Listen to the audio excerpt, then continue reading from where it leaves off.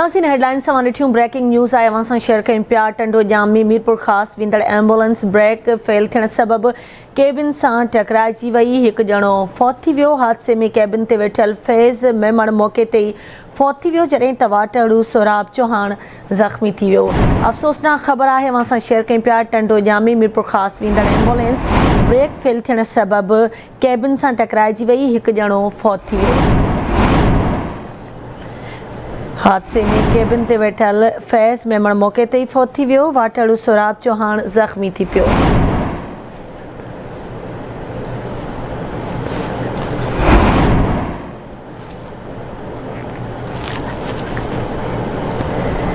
Breaking news आहे अवां सां शेयर कयूं पिया। टंडो जामी मीरपुर ख़ासि वेंदड़ एम्बुलेंस ब्रेक फेल थियण सबबि केबिन सां टकराइजी वई।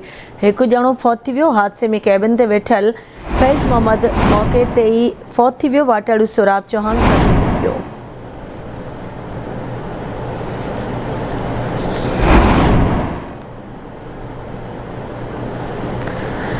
तफ़सील मालूम कंदासीं। आवाज़ न्यूज़ रिपोर्टर अज़हर लोची असां सां लाइन ते मौजूद आहे। अज़हर, कहिड़ा तफ़सील आहिनि हादसे जे हवाले सां?